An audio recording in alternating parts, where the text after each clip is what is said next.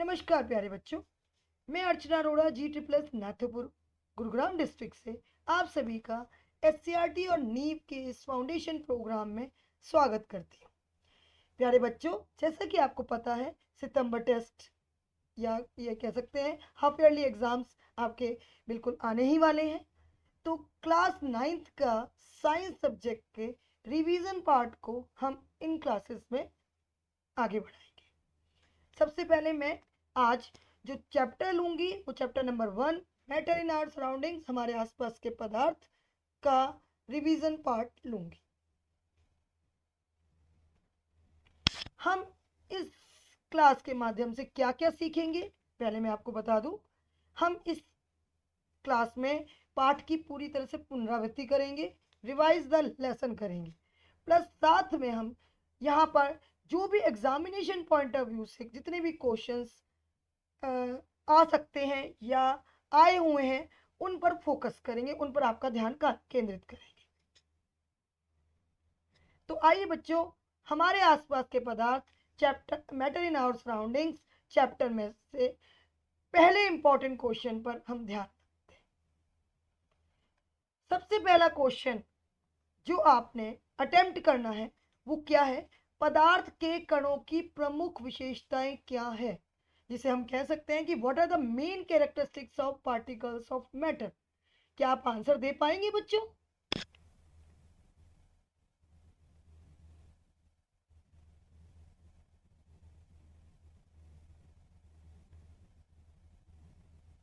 जी हाँ, पदार्थ के कणों की प्रमुख विशेषताएं हैं।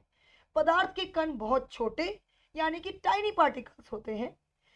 पदार्थ के कणों में आकर्षण बल यानी कि अट्रैक्शन फोर्स होता है।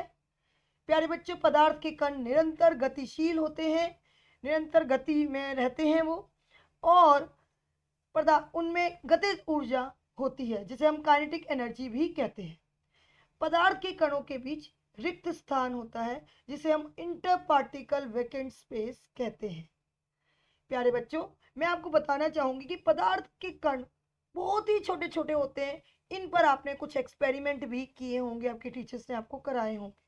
छोटी छोटी एक्टिविटीज हैं हर कैरेक्टरिस्टिक के बाद बुक में, वो आपको टीचर ने कराई होगी। इसी तरह से पदार्थ के कणों में आकर्षण बल होता है। आप वो आकर्षण बल कुछ कम भी हो सकता है, कुछ ज्यादा भी हो सकता है। वो आप उस पदार्थ के कणों की फिजिकल स्टेट पर, भौतिक अवस्था पर डिपेंड करता है।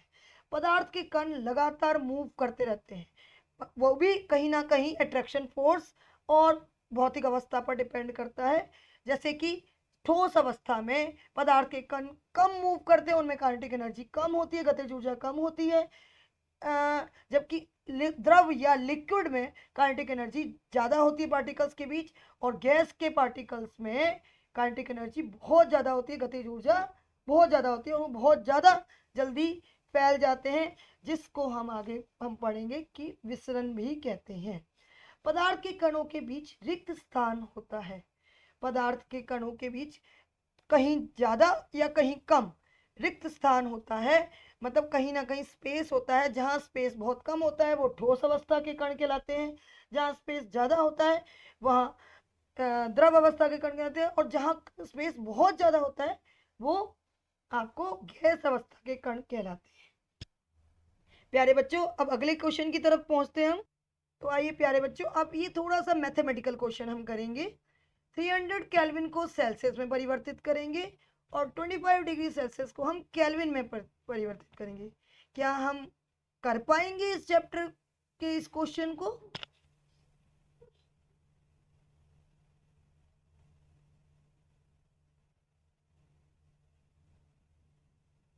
तो आइए प्यारे बच्चों, जैसे कि हम जानते हैं कि हमारे तापमान के टेम्परेचर की दो आपकी इकाई होती हैं, एक केल्विन और एक डिग्री सेल्सियस। तो डिग्री सेल्सियस को केल्विन में कन्वर्ट करने के लिए हमें 273 से ऐड करना होता है, 273 से। तो अगर केल्विन में आपको टेम्परेचर दे रखा है तो आप क्या करेंगे, तीन उस केल्विन के टेम्परेचर में से 273 को जब माइनस कर देंगे तो वो 27 डिग्री सेल्सियस आ जाएगा और इस तरह से आपका आंसर जो है वो 27 डिग्री सेल्सियस आ जाएगा। अब आगे बढ़ते हैं हम।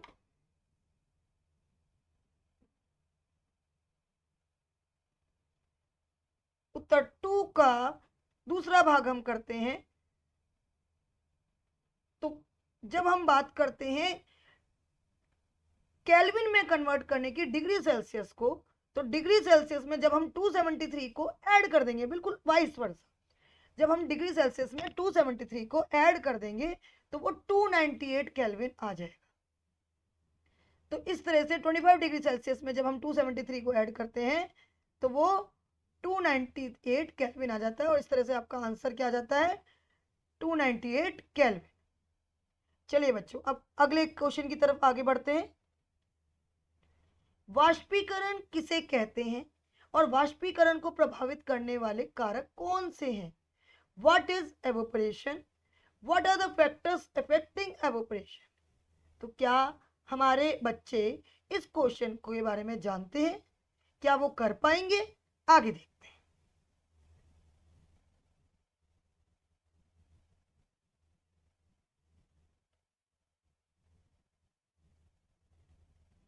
जी हाँ प्यारे बच्चों, द्रव के वाष्प में परिवर्तित होने की प्रक्रिया को वाष्पीकरण कहते हैं। पदार्थ के कण निरंतर गतिशील होते हैं।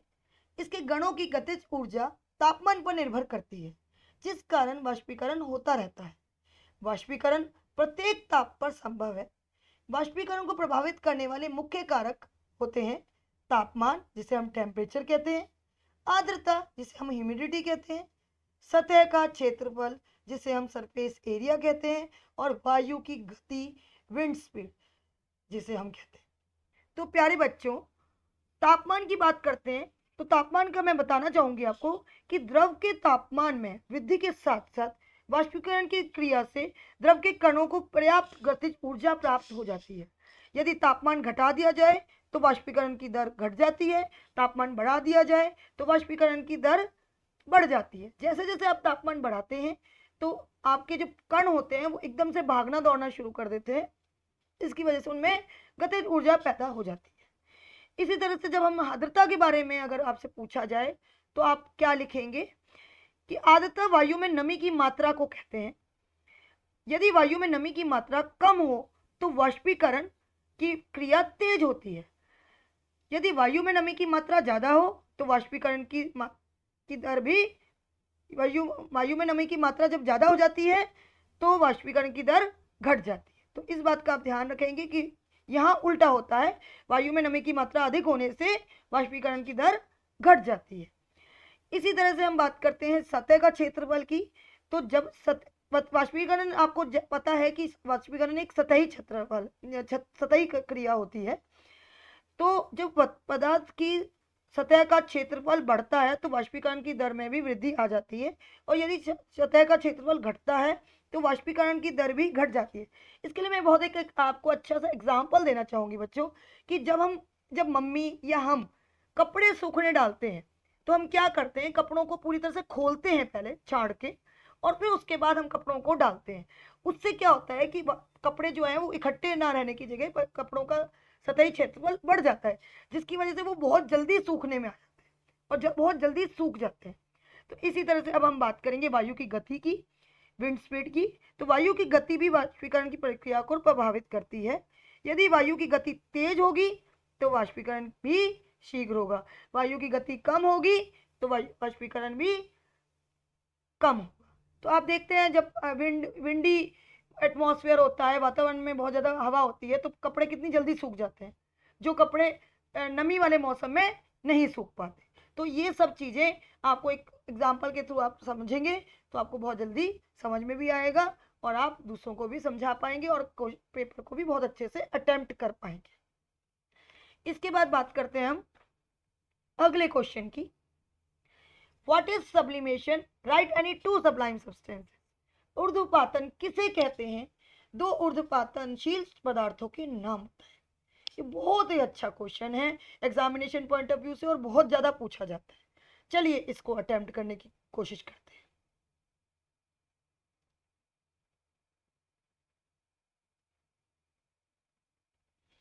तो आइए बच्चों इसका आंसर ज्ञात करते हैं हम।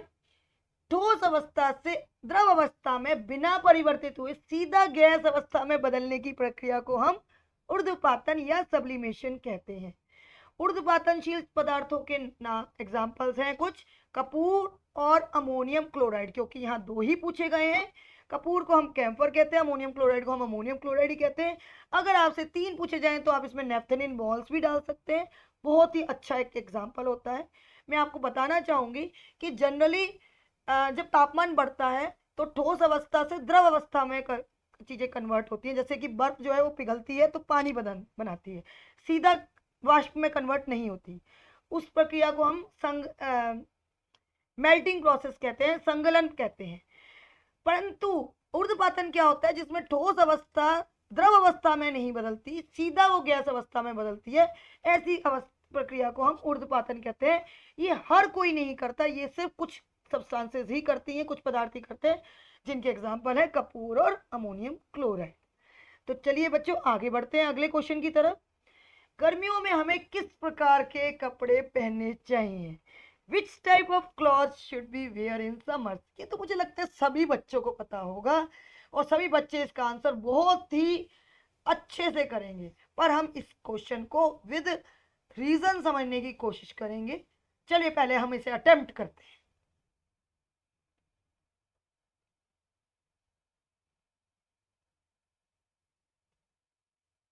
बहुत ही अच्छे बच्चों, गर्मियों में हमें सूती कपड़े ही पहनने चाहिए, कॉटन क्लॉथ्स पहनने चाहिए, सबसे अच्छे रहते हैं।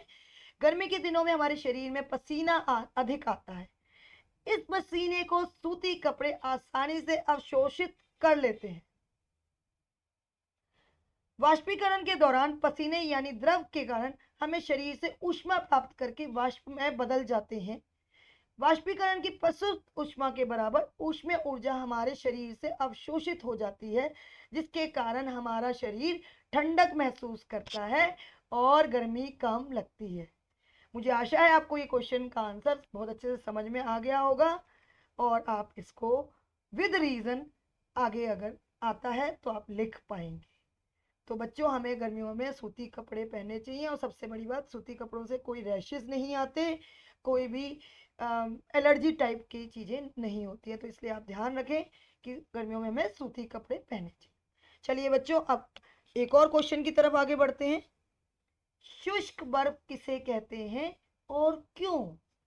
What is dry ice and why it is so called? बहुत ही अच्छा क्वेश्चन है और ये जनरल साइंस या जीके का भी क्वेश्चन है। तो बच्चों इसका क्वेश्चन के आंसर ढूंढने की कोशिश करते हैं।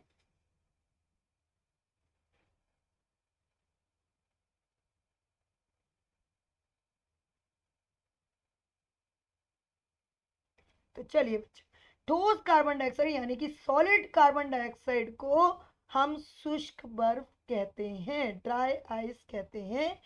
ठोस कार्बन डाइऑक्साइड को उच्च दाब यानी कि हाई प्रेशर पर संग्रहित किया जा सकता है। दाब होने पर, परंतु कम दाब होने पर ठोस या द्रव अवस्था में आए बिना सीधा वो गैस में परिवर्तित हो जाती है, जिसके कारण ठोस कार्बन डाइऑक्साइड को शुष्क बर्फ कहते हैं। तो प्यारे बच्चों ये क्योंकि उच्च दाब पर जो ठोस का जो कार्बन डाइऑक्साइड हमारी वो सीधा ही ठोस रूप में आ जाती है बिना द्रव अवस्था में आए हुए, इसीलिए हम उसे शुष्क बर्फ या ठोस कार्बन डाइऑक्साइड भी कहते हैं। तो प्यारे बच्चों इस तरह हमने कुछ इंपॉर्टेंट क्वेश्चंस को रिवाइज किया। हमने जानने की कोशिश की कि क्या हम इस तरह के क्वेश्चंस जो कि एग्जाम में पूछे जाते हैं या आने की संभावना है, क्या हम कर पाएंगे और अगर कर पाएंगे तो कितने हद तक कर पाएंगे। अब हम इस चैप्टर के कुछ इंपॉर्टेंट बिंदुओं और इंपॉर्टेंट परिभाषाओं पर ध्यान केंद्रित करेंगे। पदार्थ जिसे हम मैटर कहते हैं, प्रत्येक वस्तु जो सामग्री से बनी है, जो स्थान घेरती है तथा जिसका द्रव्यमान होता है, पदार्थ कहलाती है।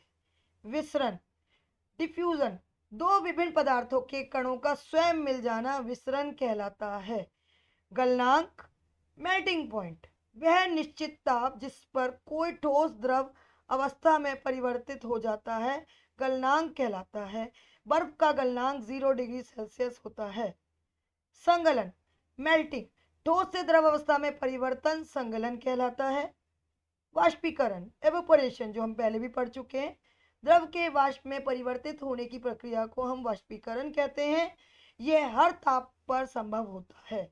आर्द्रता, ह्यूमिडिटी, वायु में उपस्थित जल वाष्प की मात्रा आर्द्रता कहलाती है। आगे बढ़ते हैं बच्चों, कुछ और महत्वपूर्ण परिभाषाएं। ऊर्ध्वपातन, सब्लिमेशन, जो हमने पढ़ा अभी, ठोस अवस्था से द्रव अवस्था में बिना परिवर्तित हुए सीधा गैस अवस्था में बदलने की प्रक्रिया को ऊर्ध्वपातन कहते हैं। ऊर्ध्वपातनशील पदार्थ कौन कौन से होते हैं? कपूर और अमोनियम क्लोराइड। वाष्पीकरण की गुप्त ऊष्मा, जिसे हम लेटेंट हीट ऑफ एवेपोरेशन कहते हैं। ताप की वह मात्रा जो 1 किलोग्राम द्रव को वायुमंडलीय दाब तथा द्रव के क्वथनांक पर गैसीय अवस्था में परिवर्तित करने हेतु प्रयोग होती है। संगलन की गुप्त ऊष्मा, लेटेंट हीट ऑफ फ्यूजन या मेल्टिंग। ऊर्जा की वह मात्रा जो 1 किलोग्राम ठोस को वायुमंडलीय दाब तथा उसके संगलन बिंदु पर द्रव अवस्था में लाने के लिए प्रयोग होती है, संगलन की गुप्त ऊष्मा कहलाती है। तो प्यारे बच्चों, अगर कोई डेफिनेशन इनमें से भी पूछी जाती है तो आप इसको अटेम्प्ट कर सकते हैं। इसके बाद कुछ ऐसे क्वेश्चंस जो पिछले सालों में भी board point of exam point of view से पूछे जाते हैं या पूछे जाने की आगे संभावना है, उन पर भी थोड़ा सा मैं आपका ध्यान डालना चाहूंगी। वाष्पीकरण के कारण शीतलता क्यों आती है? Why evaporation causes cooling. तो जिस तरह से हमने एवोपरेशन का कंसेप्ट पढ़ा, आप उसका आंसर दे सकते हैं। गैस के 4 गुण लिखे। जिस तरह से पदार्थ के गुणों के बारे में हमने पढ़ा, तो मैंने आपको बताया कि ठोस अवस्था में किस तरह के पदार्थों की विशेषताएं होती हैं, द्रव में कैसी होती हैं और उसी तरह से गैस में कैसी होती हैं। तो आप उसमें से भी इस क्वेश्चन का आंसर अटेम्प्ट कर सकते हैं।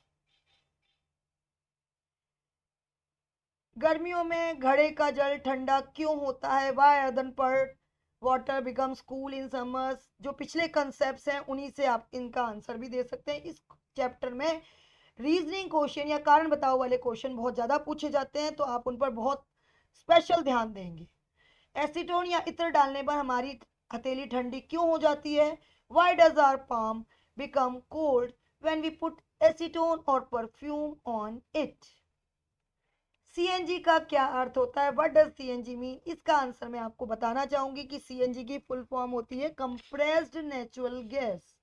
ध्यान देंगे, कंप्रेस्ड नेचुरल गैस। ऐसे ही एलपीजी की फुल फॉर्म होती है लिक्विफाइड पेट्रोलियम गैस, द्रवीकृत पेट्रोलियम गैस। गुप्त ऊष्मा किसे कहते हैं? अभी मैंने आपको बताया पिछले इंपॉर्टेंट डेफिनेशंस में। गलनांक क्या होता है? गलनांक से क्या अभिप्राय है? What is meant by melting point? ये भी मैंने आपको प्यारे बच्चों बताया। तो प्यारे बच्चों, इस तरह से हमने आपको एग्जाम पॉइंट ऑफ व्यू से इंपॉर्टेंट क्वेश्चंस कुछ सॉल्व और कुछ अनसॉल्व फॉर्म में आपको दिए हैं। साथ में आपको कुछ इंपॉर्टेंट पॉइंट्स और इम्पॉर्टेंट डेफिनेशंस बताने की कोशिश की है। आशा है आप लोगों का ये चैप्टर अच्छे से तैयार होगा और आप एग्जाम में बहुत अच्छे से इसको अटेम्प्ट करके आएंगे। आने वाले एग्जाम के लिए all the very best. Thank you. Have a nice day.